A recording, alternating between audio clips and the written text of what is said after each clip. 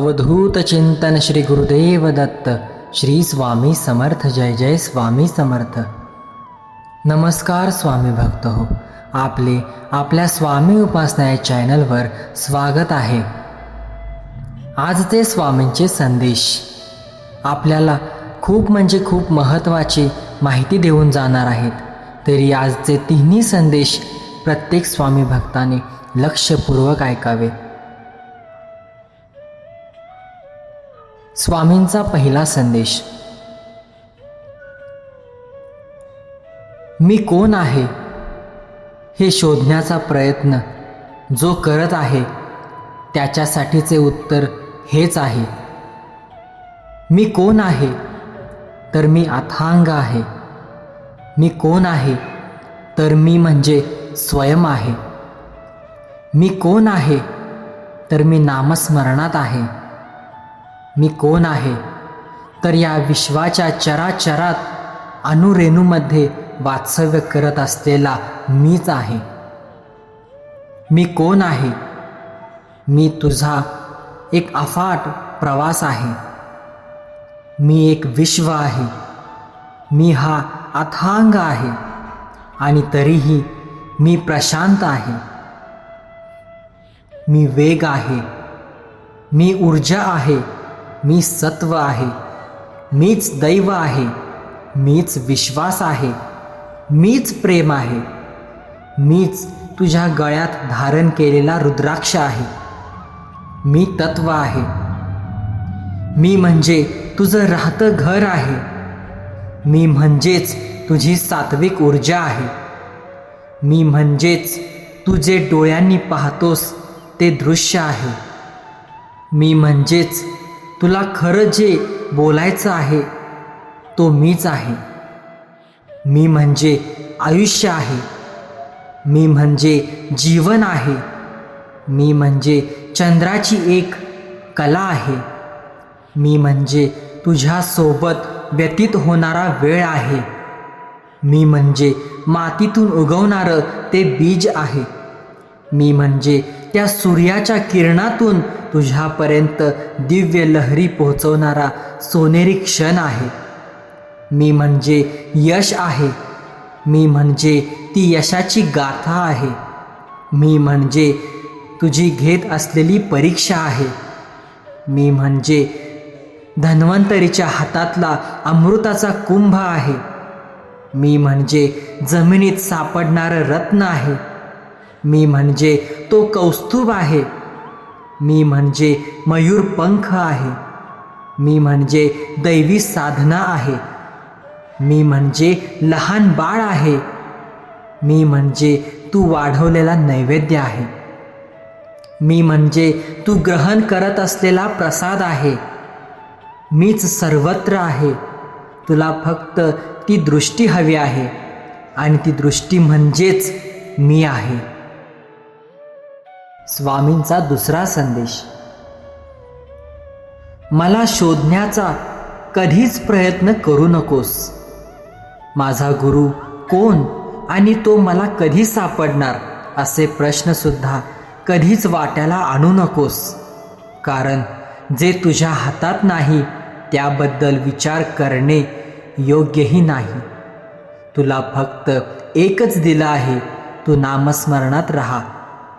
तुला आता रात्रीचे नामस्मरण दिलं आहे ते सुद्धा करत जा। कारण रात्रीचे नामस्मरण हे अहोरात्र तुझ्या शरीरामध्ये भिनत राहतं।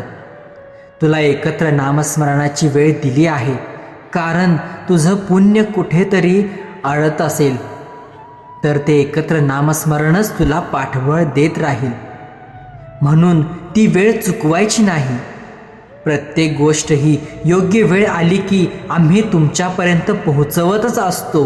परंतु कधीच असं मानू नकोस की तू आमच्याजवळ आहेस तर तुझे सगळे भोग नाहीसे होतील। तर तसं होत नाही बाळा। तुला तुझे भोग संपवण्यासाठी, ते त्रास कष्ट उपसण्यासाठी जे बळ लागतं, जी शक्ती लागते, ती शक्तिस्थान तुला इथे मिळेल। कारण भोग हे भोगूनच संपावे लागतील। त्यामुळे जे भोग अजून वाढणार नाहीत याची काळजी घेण्यासाठी साधना गरजेची आहे. साधनेत तुझे शुद्धीकरण होऊन नवीन कर्म उत्तम प्रकारे घडण्याची बुद्धी तुला येते. आजपर्यंत चूक झाली तेही समजते. तुझा आरसा म्हणजेच तुझा आज आहे. तो उद्यासाठी सतेज कर्म घडवणार आहे. याचे सर्व सोपस्कार आज या क्षणापासून सुरू कर.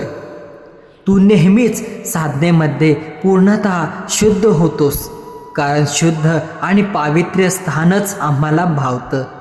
आणि जेव्हा तू अशा प्रकाराने स्वतःला सात्विक ऊर्जेमध्ये ठेवतोस तेव्हाच, अगदी तेव्हाच तुला योग्य ते मार्गदर्शन हे मिळू लागते. स्वामींचा तिसरा संदेश.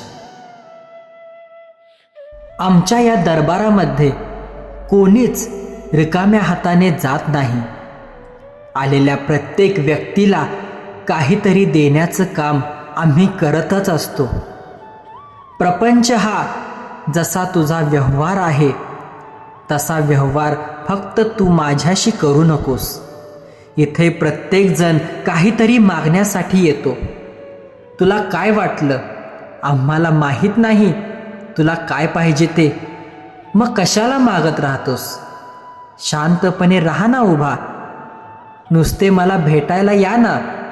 आणि खरंच जेव्हा तुम्ही नुसते मला भेटायला याल तेव्हा एक अलौकिक शक्ती तुमच्यासमोर येताना तुम्हाला समजेल. कारण तेव्हा फक्त तुम्ही माझ्यासाठी या दरबारात उभे असाल. बाकी प्रत्येक वेळेला मी पाहिलं तर काही ना काहीतरी यादी तुम्ही घेऊन आलेलाच असता. कोणाला कुटुंबातील सदस्यांसाठी काही पाहिजे असतं, तर कोणाला स्वतःच्या बँक बॅलन्स वाढवण्यासाठी काहीतरी हवं असतं. प्रपंच म्हटला की हा व्यवहार तुमचा आपसातच चालत राहतो. परंतु आमच्या बाबतीत थोडा उलटा व्यवहारच करावा लागतो. इथे भक्तिमार्ग स्वीकारावा लागतो. इथे निस्वार्थ राहावं लागतं. आणि हे ज्याला जमतं त्याचा आवाज हा आमच्या कानापर्यंत सतत पोहोचत असतो. कारण त्याला कोणतेही वलय नसतं. कोणतीही स्वार्थाची झालर त्यांनी लावलेली नसते. त्यामुळे नेहमीच लक्षात ठेवा, जेव्हा मंदिरात येताना चपला बाहेर काढता आणि आतमध्ये येताना तसंच स्वतःमधली स्वार्थी वृत्तीसुद्धा त्या चपलांसोबतच बाहेर काढून या आणि पहा खरंच काय भेटते. तर स्वामी भक्त हो, आजचे हे तिन्ही स्वामींचे संकेत आपल्याला खूप काही गोष्टी सांगून जातात की आपण नेमकी भक्ती काय केली पाहिजे आणि कशी केली पाहिजे. तर असे स्वामींचे संदेश ऐकण्यासाठी, जाणून घेण्यासाठी आपल्या स्वामी उपासना या चॅनलला नक्की सबस्क्राईब करा, जेणेकरून स्वामींचे संदेश, स्वामींचे अनुभव आणि स्वामींचे स्तोत्र आपल्यापर्यंत लवकरात लवकर पोहोचतील. धन्यवाद.